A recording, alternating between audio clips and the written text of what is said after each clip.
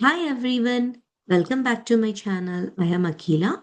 In this video, let us see what is Microsoft Fabric Lakehouses. A lake house in Microsoft Fabric combines the flexibility of storing structured, semi-structured, diverse formats of data of a data lake with analytical capabilities of a data warehouse. In a in simple words, I can say that a lakehouse is a unified platform for data analytics as well as data management. So now let us uh, let us log into the Power BI service and create a lakehouse and start exploring the data. So I'm into app.powerbi.com. Let me create a workspace with fabric capacity.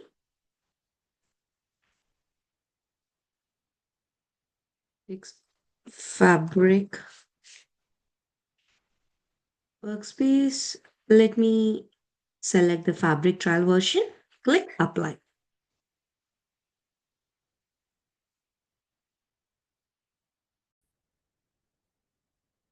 It has created a workspace. So why do we need a fabric workspace? So workspaces is nothing but a logical container that helps you to organize and manage your data, reports, and other assets. They provide a clear separation of the resources, making it easier to control the access and maintain security.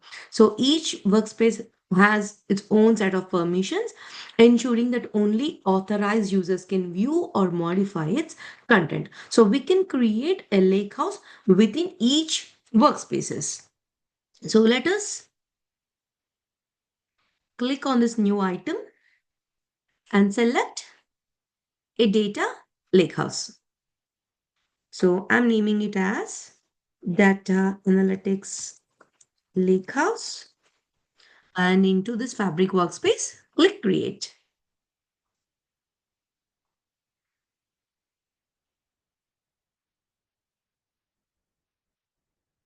So this Lakehouse got two folders, tables and files. There is nothing inside the files folder to store semi-structured or different formats of data. We have files here. Tables is for relational data. So which will be in form of delta tables. So now let us add some data to this files and load it as a table to the tables folder. I have a link of Git repo. I'll be tagging this link in the description. So let us add that file into this files. Before that, let me create a subfolder so that we can distinguish our data. New subfolder, finance data, create.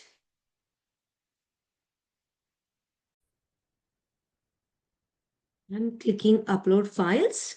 I have downloaded a sales data from a Git repo to my downloads folder, Git repo folder. So I'm selecting this and click upload. So I have downloaded the CSV file from a Git repo. Just I mentioned. Yeah, completed.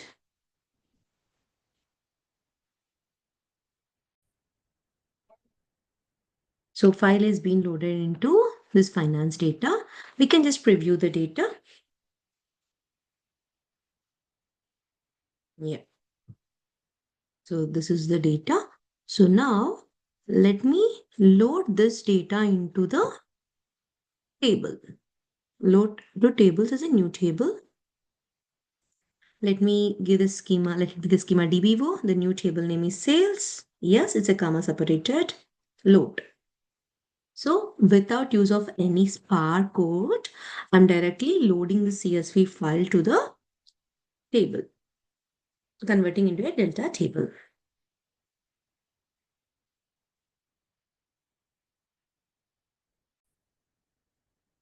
It is successful. It has created a sales table in the DBO schema. You can see this triangle icon on the table name, that nothing but a delta representation. So it has copied as a delta table. We can expand and see the columns. Yeah, it has properly identified the column headers and all the column data types. Now, there are two ways to explore this data, to analyze this data. One is using the SQL endpoint or using a notebook. Notebook means you can connect to uh, any of the programming language. You know, you can write Spark Python or Spark SQL and explore the data. Or you can directly write your SQL query by connecting to SQL endpoint.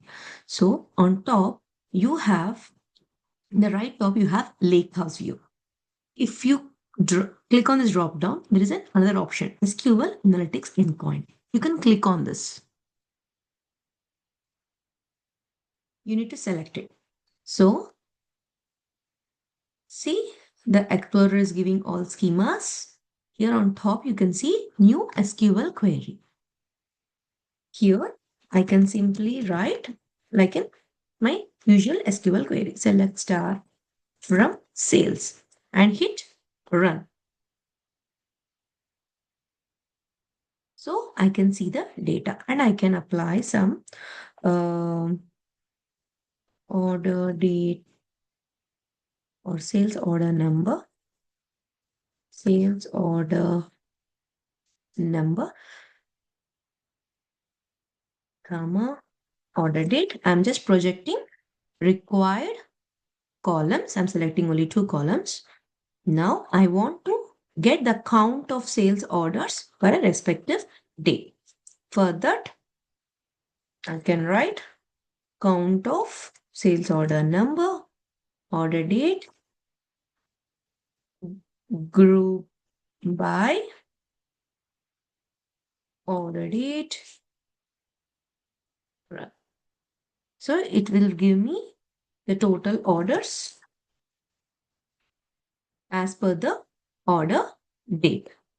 So, okay, I'm analyzing my data. I'll get this data. So, Power BI developers are very much familiar with the Power Query. So, they can use their Power Query skills or experience to analyze this data instead of writing the SQL query. We will explore even that. When you expand this new SQL query, you have new visual query. You can select this.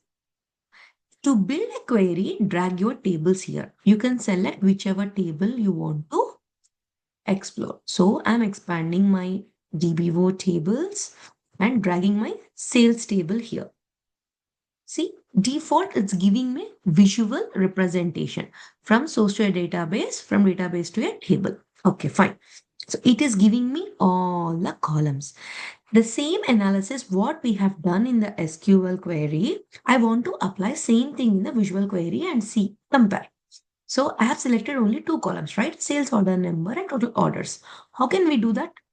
Click on this manage columns, select choose columns.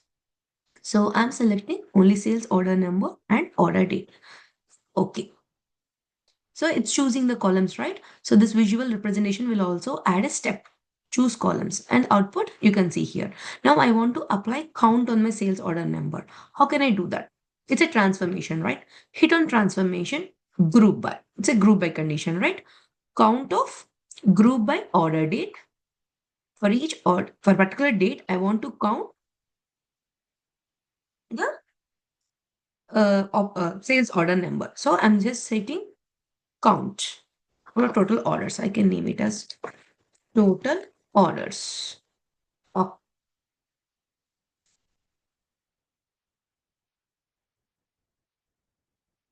see, it has applied count operation on the sales order number. For a particular date, it is giving me respective orders. So you can use this manage columns to remove the unnecessary columns or choose only the required columns, or you can apply transformations like group by or replacing the values. You can use combine to merge or join the tables. And once you build a query, you can hit this view SQL and see your transformations as a SQL query in this clipboard. And we can even edit the SQL query. So we can use our Power Query experience as well as SQL to visualize the data or analyze the data in Lakehouse. Okay. Now, if you want to explore, apply some transformations and all, then we can use our PySpark skills, which we have covered in the previous video. Hope this is useful. Thank you.